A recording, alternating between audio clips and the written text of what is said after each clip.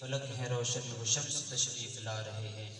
اور نثار تیری چہل پہل پر ہزاروں عیدیں ربیع الاول، سوائے ابلیس کے جہاں میں سبھی تو خوشیاں منا رہے ہیں۔ اللہ پاک کی نہایت مختصر حمد و ثنا کے بعد نبی مکرم شفیع معظم، اللہ کے پیارے امت کے سہارے، رب کے محبوب دانائے وجوب منزہ عن الوجوب، تاجدار ارب و عجم فخر آدم و بنی آدم، وجود شہنشاہ بطحہ رازدار ما اوحا، صاحب علم نشرہ، معصوم آمنہ جناب احمد مجتبیٰ محمد مصطفیٰ صلی اللہ علیہ وسلم کے حضور ناز میں اپنی عقیدتوں، ارادتوں اور محبتوں کا خراج پیش کرنے کے بعد دعا ہے اللہ کریم آپ کا میرا یہاں پر آنا قبول فرمائے، اور اس کو ہمارے لیے دنیا کے اندر ذریعہ ہدایت بنائے اور آخرت میں ذریعہ کوشش و نجات بنائے۔ نبی پاک علیہ الصلوۃ والسلام کے میلاد کی محفل سجانا اور اس کے اندر حاضر ہونا اور اس کے اندر انتظام و اہتمام کے اندر شرکت کرنا، یہ سارے کام بڑے اہمیت کے حامل ہیں، بڑے ثواب کے کام ہیں، اور ان کاموں کے کرنے پر بہت سارے فضائل اور بہت ساری بشارتیں روایات کے اندر موجود ہیں۔ علماء کرام نے تو یہاں تک لکھا ہے کہ جو بندہ نبی پاک علیہ الصلوۃ والسلام کا میلاد مناتا ہے، نبی پاک علیہ الصلوۃ والسلام کی آمد کی خوشی کرتا ہے، فرمایا اللہ پاک اس کے لیے اپنے رحمتوں کے دروازے کھول دیتا ہے۔ بڑے ثواب کا کام ہے، بڑی کہہ لیں کہ ہمارے لیے یہ باعث فخر بات ہے، لیکن بات یہ ہے کہ یہ جو میلاد ہے یہ معمولات اہل سنت میں سے ایک عمل ہے۔ آپ سب حضرات نے صرف توجہ رکھنی ہے، بات جو کر رہا ہوں اس کی طرف صرف توجہ رکھنی ہے، بقیہ باتوں کو آپ نے پس پشت ڈالنا ہے۔ میلاد النبی صلی اللہ علیہ وسلم منانا یہ معمولات اہل سنت میں سے ایک بہت ہی اہم عمل ہے، اور اس کو صدیوں سے مسلمان جو ہے وہ مناتے چلے آ رہے ہیں، لیکن ایک عرصہ گزرا ہے کہ جس عرصے کے اندر چند شہرت پسند لوگوں نے اٹھ کر اس کو منانا شروع کیا، اور اپنی شہرت کی خاطر، اپنی جاہ و جلال کی خاطر، اور ایک معاشرے کے اندر اپنا نام پیدا کرنے کی خاطر انہوں نے یہ جو عظیم عمل تھا جس کے اندر قرآن و سنت کی تبلیغ دی جاتی تھی اور قرآن و سنت کے درس دیے جاتے تھے، اس کو ایک دنیا کی محفل کا سا رنگ دے دیا ہے۔ آج آپ دیکھتے ہیں ہمارے سٹیجوں کی حالت کیا ہے، آج آپ دیکھتے ہیں ہمارے ممبروں کی حالت کیا ہے، اور ایک وہ دور تھا جس دور میں یہی محفل میلاد مصطفیٰ منائی جاتی تھی، اور اس کے اندر جو نعت پڑھنے والا ہوتا تھا وہ بھی عشق مصطفیٰ میں آنسو بہا رہا ہوتا تھا، شاید آپ نے مشاہدہ کیا ہو، اور سننے والے جو ہوتے تھے وہ بھی ایک رقت کے ساتھ اور دل سوزی کے ساتھ اس کو سن رہے ہوتے تھے، اور میرے محبوب کی یاد میں آنسو بہا رہے ہوتے تھے۔ شاید آپ نے بھی وہ منظر دیکھا ہو، لیکن آج وہ سارے جو رقت انگیز مناظر تھے وہ آج کہاں نظر آتے ہیں؟ کہیں آپ نے دیکھے ہوں؟ اس کا ایک سبب جو ہے وہ یہی ہے کہ ہماری جو مساند ہیں اور ہمارے جو کہہ لیں کہ ممبر و محراب ہیں، ان کے اوپر جو ہے ایسی خرافات کا ظہور ہو چکا ہے، اور ایسی خرافات جو ہے وہ عام ہو چکی ہیں کہ جس ممبر سے اور جس سٹیج سے ہمیں فکر آخرت نصیب ہوتی تھی، آج وہ باتیں شاید اس سٹیج پر ہمیں ملتی ہیں۔ اور پھر ایک کمال کی بات میں آپ کو بتاؤں، علماء کرام جن کو ہم بلاتے ہیں بڑے ادب کے ساتھ، بڑی تعظیم کے ساتھ، اور وہ دور سے، اب ہمارے یہ عالم دین جناب قاری کلیم اللہ صاحب جو ہیں یہ سیالکوٹ سے تشریف لائے ہوئے ہیں۔ آپ جانتے ہیں یہ کب سے تشریف لائے ہوئے ہیں؟ جب عشاء کی جماعت ہو رہی تھی 7:30 بجے، اس وقت یہ جہاں کے پہنچے ہوئے ہیں، اور ابھی 11:05 ہو چکے ہیں، تقریباً 3 گھنٹے 35 منٹ گزر چکے ہیں، انہوں نے ہمارے لیے بیٹھے انتظار کیا ہے۔ اب آپ جو ہیں وہ اس بات کو ذرا مد نظر رکھتے ہوئے سوچئے کہ کیا ہم بھی 3.5 گھنٹے ان کے لیے جا کر بیٹھیں گے؟ کون کون ہے جو جا کر بیٹھے گا 3.5 گھنٹے، اور ان کا بیان جو ہے وہ پوری توجہ کے ساتھ سنے گا؟ اور یہ ہمارے جو علماء ہیں، یہ سچی بات ہے ہمارا اثاثہ ہیں، اور یہ ہماری ایمان کی حفاظت کا سامان ہے۔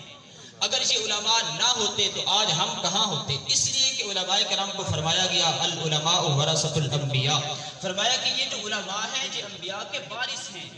جب پہلی امتوں میں کوئی نبی جو ہے اس کا انتقال ہوتا یا وہ نبی کی نبوت کا سلسلہ ختم ہوتا تھا تو دوسرے نبی کے آنے تک جو قوم ہوتی تھی وہ بھٹک جاتی تھی، اور جو ہے وہ کئی بتوں کی پوجا کرنے شروع کر دیتے تھے، کئی درختوں کو اور کئی سورج کو اپنا خدا سمجھ کر کے بیٹھ جاتے تھے۔ لیکن یہ کتنا کرم کیا ہے اللہ پاک نے اپنے محبوب کی امت پر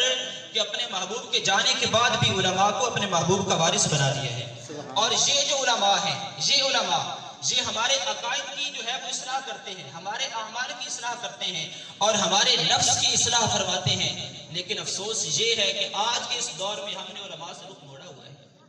آج کے اس دور میں ہم علماء کو اتنی عزت اور رسپیکٹ کہاں دیتے ہیں؟ اور یہ علماء کے اگر شان میں آپ کو بیان کروں نا تو میرے محبوب پاک علیہ الصلوۃ والسلام کی ایک حدیث مبارکہ فرمایا کہ جو تم میں سے عالم ہے، عالم دین ہے، فرمایا اس کی فضیلت، اس کا مقام، اس کا مرتبہ، فرمایا تمہارے اوپر ایسا ہے، غیر عالم کے اوپر ایسا ہے، فرمایا جیسا کہ میری فضیلت تم میں سے کسی ادنا آدمی کے اوپر ہے۔ اب کہاں نبی علیہ الصلوۃ والسلام بلکہ امام الانبیاء، اور کہاں ایک ادنا سا آدمی، لیکن محبوب فرما رہے ہیں کہ تم میں سے عالم کی فضیلت جاہل کے اوپر ایسے ہی ہے کہ جیسے فرمایا کہ میری فضیلت تم میں سے کسی ایک ادنا آدمی کے اوپر ہے۔ یہ میرے محبوب علیہ الصلوۃ والسلام کا فرمان، اور اس کے علاوہ آپ کئی احادیث مبارکہ کا مضمون اٹھا کر کے دیکھ لیجئے جس کے اندر نبی پاک علیہ الصلوۃ والسلام نے علماء کی اہمیت کو اور اس چیز کو جو ہے وہ اجاگر کے ساتھ اور معذرت کے ساتھ یہ کہنا پڑتا ہے، آج ہم علماء کی رسپیکٹ نہیں کرتے، آج ہم علماء کو وہ مقام جو دیا جانا چاہیے تھا وہ نہیں دیتے، اور جن علماء نے ہماری آخرت سنوارنی تھی، اور پھر ایک افسوس اس بات کے اوپر بھی ہے کہ وہ علماء کے جنہوں نے ہماری اصلاح کرنی تھی وہ دنیا کے چکر میں پڑے اور انہوں نے دنیا کو اپنا سب کچھ سمجھا اور یہیں کے ہو کر کے رہ گئے اور ہماری آخرت کی اصلاح کرنا بھول بیٹھے۔ لیکن چند علماء ایسے آج بھی موجود ہیں کہ جو ہمارے عقائد کی اصلاح کرتے ہیں، جو ہمارے اعمال کی اصلاح کرتے ہیں، جو ہمارے نفس کو سنوارنے کی کوشش فرماتے ہیں۔ تو ہم سب کو بھی یہ چاہیے کہ ان علماء کی بات سنا کریں، اور ان علماء کے جو بیانات ہیں، ان کی جو تقاریر ہیں، ان کو توجہ کے ساتھ سنا کریں، اور اس بات کو اپنے دل کے اندر جگہ دیا کریں کہ جو ایک عالم دین کو ہم اتنا سفر دور سے بلاتے ہیں اور وہ ہماری اصلاح کرنے کے لیے آتے ہیں۔ ابھی آپ پنڈال کی حالت دیکھ لیجئے، کتنے آدمی یہاں پر موجود تھے، لیکن اب وہ کہاں پر بیٹھے ہیں؟ اور وہ جو عشق مصطفیٰ کے نعرے لگانے والے تھے، غلامی مصطفیٰ کے نعرے لگانے والے تھے، وہ کدھر غائب ہو جاتے ہیں پتہ نہیں۔ اور پھر جب غلامی رسول کی بات آتی ہے تو میں اس بات کو بھی تھوڑا سا ٹچ کرتا تھا، جب غلامی رسول کی بات آتی ہے تو شاید ہم سے بڑھ کر کوئی غلامی رسول نہیں ہوتا، اور ہمیں غلامی رسول میں سب کچھ قبول ہوتا ہے، موت تک قبول کرتے ہیں جناب، غلامی رسول میں موت بھی قبول ہے، لیکن قبول نہیں تو میرے محبوب کی سنتوں پر چلنا قبول نہیں، قبول نہیں ہے تو میرے محبوب کی جو سنت ہے اس کو چہرے کے اوپر سجانا قبول نہیں ہے، قبول نہیں ہے تو یہ جو لباس ہے یہ میرے محبوب کی سنت کے جیسا بنانا قبول نہیں ہے۔ اور یار یہ ہمارے نعت خان جو ہمارے اسٹیجوں کے اوپر بیٹھ کر شعر پڑھتے ہیں، جیسے میرے سرکار ہیں ویسا نہیں کوئی، جیسے میرے سرکار ہیں ویسا نہیں کوئی، تو میرے محبوب کے چہرے انور پر تو داڑھی تھی۔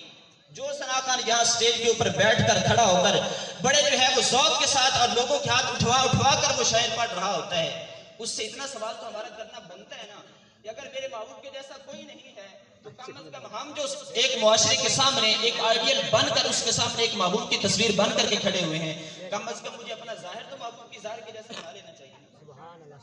اور امام غزالی رحمۃ اللہ علیہ قربان رہے آپ کے مقام و مرتبے پر، آپ نے منہاج العابدین کے اندر اس بات کو لکھا ہے، آپ سے سوال کیا گیا کہ رب کے اندر اور بندے کے اندر، ربوبیت کے اندر اور عبودیت کے اندر فرق کیا ہے، رب کس کو کہتے ہیں، بندہ کس کو کہتے ہیں؟ توجہ فرمائیے گا، امام غزالی رحمۃ اللہ تعالی علیہ آپ نے اس بات کو لکھا، فرمایا کہ حکم رب کا ہو، ماننے والا بندہ ہو، فرمایا تب رب رب ہے اور بندہ بندہ ہے، اور فرمایا کہ اگر حکم رب کا ہو اور بندہ اپنے رب کے حکم کو ٹھکرا رہا ہو، وہ غیروں کے نقشے پر چل رہا ہو، فرمایا اس وقت نہ رب رب رہتا ہے نہ بندہ بندہ رہتا ہے۔ اب مجھے اس بات کا جواب دیجئے کہ میرا رب فرمایا کہ ایک دن میں 5 نمازیں فرض ہیں، یہ تو سب کو پتا ہے نا، پڑھتے چلو ہیں یا نہیں، ایک بات کی بات ہے، 5 نمازیں فرض ہیں، میرا رب فرمایا کہ 5 وقت کی نماز پڑھنا، اور اس کا حکم بھی کہاں فرمایا؟ قرآن پاک کے اندر بیان فرمایا، لیکن میرے پاس سارے کاموں کے لیے وقت ہے، سارے کاموں کے لیے، دنیا کمانے کے لیے وقت ہے، اپنے دوستوں یاروں کے ساتھ بیٹھ کر ان کے ساتھ ٹھٹھا مذاق کرنے کا وقت ہے، اور دنیا کی محفلیں سجانے کا میرے پاس وقت ہے، لیکن وقت نہیں ہے تو کیا میرے رب کے گھر میں آنے کا وقت نہیں ہے؟ یہ سوچنے کا مقام ہے یا نہیں ہے؟ میرے محترم اور پیارے اسلامی بھائیوں، اس ساری گفتگو کا مطلب کسی کی دل آزاری کرنا یا کسی پر ہٹ کرنا قطعاً نہیں ہے، واللہ باللہ تاللہ میں یہ منبر رسول پر کھڑا ہوں، صرف جو درد ہے دل کے اندر وہ درد مسلم ہے، اور وہ درد یہ ہے ہم محافل کے اندر جاتے ہیں، ساری راتیں گزار کر کے آتے ہیں، اگر میں سوال کروں کہ کتنے یہاں پر ایسے بیٹھے ہیں جو عشاء کی نماز پڑھ کر کے بیٹھے ہوئے ہیں، اور پھر جنہوں نے عشاء کی نماز پڑھی ہے وہ جہاں پر بیٹھے ہیں، کیا وہ اس بات کی گواہی دے سکتے ہیں کہ ہم صبح اٹھ کر فجر کی نماز پڑھیں گے؟ جو پڑھیں گے مرحبا سبحان اللہ، اللہ پاک ان کو اور برکت عطا فرمائے، جو نہیں پڑھیں گے اللہ کریم ان کو بھی توفیق عطا فرمائے، لیکن عام طور پر جو حال ہے وہ یہ ہے، ساری راتیں محافل کے اندر گزاری جاتی ہیں، نہ عشاء کی خبر ہوتی ہے نہ فجر کی خبر ہوتی ہے۔ تو خدا را یہ میں آپ کے سامنے ہاتھ باندھ کر کھڑا ہوں، ہاتھ باندھ کر اپنے آپ کو اب یہ جو دنیا کی یہ جو فانی لذتیں ان سے اپنے آپ کو نکالیے اور اپنے آپ کو پہچانے کہ ہم تھے ہمیں کس لیے پیدا کیا گیا، ہمارا یہاں پر آنے کا مقصد تھا ہی کیا؟ اور وہ مقصد تو میرے رب نے قرآن میں بیان فرمایا، وَمَا خَلَقْتُ الْجِنَّ وَالْإِنسَ إِلَّا لِيَعْبُدُونَ، فرمایا کہ ہم نے جنوں کو اور انسانوں کو اپنی عبادت کے واسطے پیدا کیا۔ اب عبادت کے لیے پیدا کیا جانا یہ ہمارا مقصد تھا، ہماری پیدائش کا، ہماری تخلیق کا، لیکن وہ عبادت ہماری زندگی کے اندر کتنی کیوں موجود ہے اور اس عبادت کے لیے ہم کتنا وقت دیتے ہیں؟ تو خدا را اپنے آپ کو سنبھالیے، اور یہ جس غفلت کے خواب کے اندر آج ہم جو ہے وہ سو کر اپنی زندگی کو گزارتے چلے جا رہے ہیں، یہ زندگی اسی طرح سے گزر جانی ہے۔ اور شیخ سعدی رحمۃ اللہ علیہ فرمایا کرتے تھے کہ اے حضرت، اس سے پہلے کہ کوئی تیری آنکھوں کو بند کر دے اپنی آنکھوں کو کھول لے۔ یہ کتنی بڑی بات، فرمایا کہ اس سے پہلے کوئی تیری آنکھوں کو بند کر دے، فرمایا اپنی آنکھوں کو کھول لے۔ مطلب کیا ہے؟ فرمایا مطلب یہ ہے جب انسان کی جسم سے روح نکلتی ہے، جان جدا ہو جاتی ہے، فرمایا یہ ایک فطرتی بات ہے، انسان کی آنکھیں خود بخود کھل جاتی ہیں، آپ نے بھی دیکھا ہوگا۔ فرمایا اس کے بعد کیا ہوتا ہے؟ کوئی رشتہ دار، کوئی عزیز، کوئی ساتھی جو وہ آگے بڑھتا ہے اور بڑھ کر اس کی آنکھوں کے اوپر ہاتھ رکھتا ہے، اس کی آنکھیں بند کر دیتا ہے۔ تو شیخ سعدی فرماتے ہیں کہ بھائی اب تو آنکھیں کھول رہا ہے جب تو تیرے جسم میں جان ہی نہیں رہی۔ فرمایا یہ تو آنکھیں تم نے تب کھولنی تھی جب تیرے پاس سانس بھی موجود تھے، جب تیرے پاس زندگی بھی موجود تھی۔ فرمایا تو نے اپنی زندگی میں آنکھیں نہیں کھولی، اب کھول رہا ہے، اب کیا فائدہ؟ تو اس سے پہلے کہ ہمارے اوپر بھی وہ وقت آئے، اور اگر ہم اس دھوکے میں ہونا کہ ہماری زندگی بہت لمبی ہے، ابھی ہم نے بوڑھا ہونا ہے، ہمارے بہت سارے بچے ہونے ہیں، اس کے بعد ہم نے قبر میں جانا ہے، تو اپنے ذرا ارد گرد نظر دوڑائیے، اپنے خاندان کے اندر نظر دوڑائیے، کتنے ایسے نوجوان تھے جو ہمارے ساتھ اٹھتے تھے، بیٹھتے تھے، ہمارے ساتھ باتیں کیا کرتے تھے، لیکن آج وہ کہاں ہیں؟ آج وہ کہاں نظر آتے ہیں؟ آج وہ ایک اندھیری قبر کے اندر جا کر جو انہوں نے بسیرا کیا ہے۔ اب رب جانے کہ یہ قبر ان کے لیے جنت کے باغوں میں سے باغ ہے یا جہنم کے گڑھوں میں سے گڑھا ہے، یہ ہمارا رب ہی جانتا ہے۔ لیکن جو بات میں عرض کرنا چاہ رہا ہوں وہ یہ ہے کہ اب اپنے آپ کو اس غفلت کے خواب سے جگانے کی کوشش کیجیے، اور جو ہمارا حقیقی مقصد ہے اس کو پہچاننے کی کوشش کیجیے۔ تو ہمارے جو میں بات کر رہا تھا کہ یہ علماء اہل سنت جو ہیں یہ ہمارے لیے بہت بڑا اثاثہ ہیں، اور حقیقت میں وہ علماء اہل سنت کے جو صحیح العقیدہ عاشقان مصطفیٰ علماء اہل سنت ہیں، تو ان کو سنا کریں، ان کے بیانات کو سنا کریں، اور یہ جو ان کی تعلیمات ہوتی ہیں وہ خالصتاً قرآن و سنت کے مطابق تعلیمات ہوتی ہیں، ان کے اوپر عمل کرنے کی بھی کوشش کیا کریں۔ اللہ تبارک و تعالی ہم سب کو جو ہے وہ شریعت اسلامیہ کے اوپر چلتے ہوئے زندگی گزارنے کی توفیق عطا فرمائے۔